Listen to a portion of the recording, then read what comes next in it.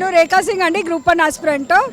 ఇప్పుడు ఈ ప్రాసెస్ ఇది జీవో అన్న ఇది ప్రిలిమ్స్ నోటిఫికేషన్ ఇచ్చినప్పటి నుండి దీంట్లో చాలా అవకతవకలు ఉన్నాయి. మేము స్టార్టింగ్ నుండి ఫైట్ చేస్తున్నాం. మేము స్టార్టింగ్ ప్రాసెస్ నుండి రోడ్ల మీదకి వచ్చి ఫైట్ చేస్తున్నాం. ఎందుకంటే జీవో 55 అణగారిన వర్గాలకి న్యాయం చేసే అది జీవో 55. జీవో 29 ఎందుకు తెచ్చినండి మీరు? మీకు జీవో 29 ఎందుకు తెచ్చిండు? ఏ వర్గానికి న్యాయం చేయాలని తెచ్చిండు? మా సబర్ణ వర్గాలకి ఎంత అన్యాయం జరుగుతుందో తెలుసా మీకు? మీకు ఇంత వివరంగా చెప్పి కోర్టులో కేసులు వేసి ఇన్నిసార్లు రోడ్ల మీద తిరిగి ఇన్ని ధర్నాలు చేస్తే ఈరోజు ఏం చేసిండు? మీకు నచ్చినట్టు ప్రిలిమ్స్ కండక్ట్ చేసిండు. మీకు నచ్చిన వాళ్ళకు జాబులు ఇవ్వడం కోసం మెయిన్స్ కండక్ట్ చేసిండు. మెయిన్స్లో ఎన్ని అవకతవకలు ఉన్నాయి. ఒకటే సెంటర్లో 80 మందికి ఎట్లా వస్తుందండి పోస్టింగ్? నేను ఒక ఇంటర్వ్యూ క్యాండిడేట్. నేను 3 సార్లు మెయిన్స్ రాసిన. నేను ఇంటర్వ్యూ చేసిన. ఈరోజు నాకు రాలేదు. ఎందుకు రాలేదు? జీవో 55లో నేను లేను. ఎందుకు లేను? మీరు జీవో 29 ఇంప్లిమెంట్ చేసి ఎస్సీ ఎస్టీ క్యాండిడేట్స్కి బీసీ క్యాండిడేట్స్కి చాలా అన్యాయం చేశారు. ఇప్పుడు మా మెయిన్ డిమాండ్ ఒక్కటే, మాకు జీవో 29 రద్దు చేయాలి. మానవతా రాయ్ గారు ఇవాల్యుయేషన్ కోసం అడిగితే చెప్పుతో కొడతా అని అనడం జరిగింది.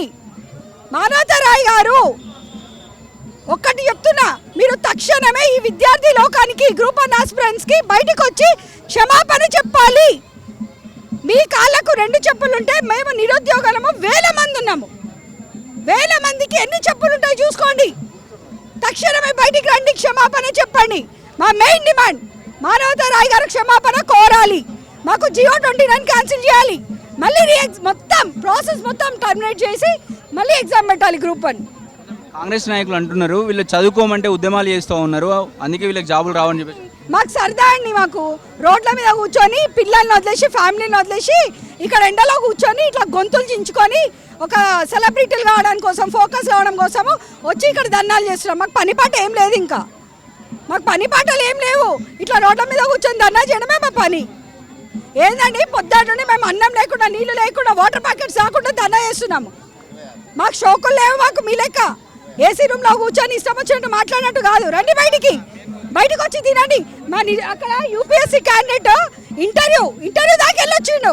ఆయనకి ఏం అవసరం? ఆయనకు షో చేయడం అవసరమా? ఇప్పుడు ఆ క్యాండిడేట్కి రోడ్ల మీద కూర్చొని ధర్నాలు చేయడం అవసరమా? మాకు షోయింగ్ అవసరమా? షో ఆఫ్ అవసరమా? మాకు ఏం మాట్లాడుతున్నారండి మీరు?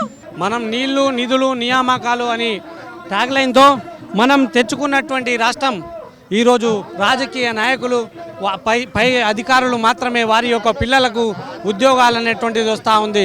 టీజీపీఎస్సీ కూడా వాళ్ళకే ప్రోద్బలం పంపించి వాళ్ళకే ఉద్యోగాలు వచ్చేటట్టు వాళ్ళు చూస్తూ ఉంది. ఉద్యోగులతో నిరుద్యోగులతో చెలగాటం చేస్తున్నటువంటి ప్రభుత్వాలు గుర్తుపెట్టుకోవాలి. విప్లవాలు ఆరంభం అక్రమాల వలనే అవుతుంది. గతి తప్పిన ప్రజాస్వామ్యం, క్రమం తప్పిన రాజకీయం, క్రమం తప్పిన ప్రజా విధానాలు, క్రమం తప్పిన టీజీపీఎస్సీ తిరిగి ఎప్పుడు సక్రమానికి శ్రీకారం చుడతాయో అంతవరకు విప్లవాలు విశ్రమించవు, ఉద్యమాలు ఊపిరి విడిచిపెట్టవు. జై తెలంగాణ, జై జై తెలంగాణ అని తెలియజేస్తూ ఈరోజు టీజీపీఎస్సీలో జరిగినటువంటి అవకతవకలపై మేము ఈ యొక్క మహాధర్నా కార్యక్రమాన్ని ఏర్పాటు చేసినాం. టీజీపీఎస్సీలో ఫస్ట్ నోటిఫికేషన్ వచ్చినప్పుడు 2022లో ఆ యొక్క నోటిఫికేషన్ కొన్ని కారణాల వల్ల క్యాన్సిల్ అయింది. ఆ రద్దయిన తర్వాత 503+60+60 అనేటువంటిది 563 పోస్టులతో కొత్త నోటిఫికేషన్ ఇచ్చిన తర్వాత ప్రిలిమ్స్ కండక్ట్ చేశారు. ప్రిలిమ్స్లో 31,403 మంది ప్రిలిమ్స్ క్వాలిఫై అయితే ఈరోజు మెయిన్స్ రాసినటువంటి వాళ్ళు 21,93 మంది అయితే ఈరోజు జిఆర్ఎల్ విడుదల చేసింది మాత్రం 21,103 అనేటువంటిది. ఏ విధంగా 10 మంది ఎక్స్ట్రా వస్తారు? ఆ 10 మంది ఎవరు అనేటువంటిది మీరు తెలియజేయాలి. ఈ 10 మంది ఎవరు అనేటువంటిది అయితే కొంతమంది మాజీ ఎమ్మెల్సీ కావచ్చు, ప్రస్తుత ఎమ్మెల్సీ కావచ్చు, వారి యొక్క మెంబర్స్, తర్వాత మాజీ టీజీపీఎస్సీ చైర్మన్ కావచ్చు, ఇప్పుడున్నటువంటి టీజీపీఎస్సీ చైర్మన్ కావచ్చు, అందులో ఉన్నటువంటి సభ్యుల యొక్క కొడుకులు అల్లుళ్ళకు వస్తుంది.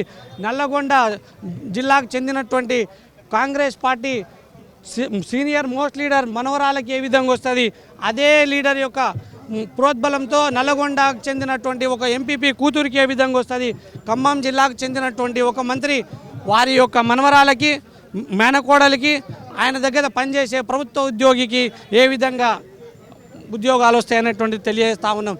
మరియు అత్యంత కీలకంగా ఉన్నటువంటి వ్యక్తి, ఆయనకు కూడా ఓ రెండు పోస్టులు ఆయన కూడా వాళ్ళ కుటుంబ సభ్యులకు ఇచ్చుకున్నారనేటువంటి వాదనలు ఉన్నాయి. ఈ విధంగా 10 పోస్టులు వాళ్ళకే ఇచ్చారని మేము ఆరోపిస్తూ ఉన్నాం. దీనిపై టీజీపీఎస్సీ వెంటనే తక్షణమే మీరు నోటీస్ చేసుకొని మీరు ఈ యొక్క అవకతవకలపై అన్ని కరెక్ట్గా మాకు ఎవిడెన్స్ ఇవ్వాలనేటువంటిది కూడా కోరుతా ఉన్నాం. టీజీపీఎస్సీ చైర్మన్ గారు మీరు రాజీనామా చేయాలి, నవీన్ నికోలస్ గారు కూడా రాజీనామా చేయాలని మేము తెలియజేస్తా ఉన్నాం.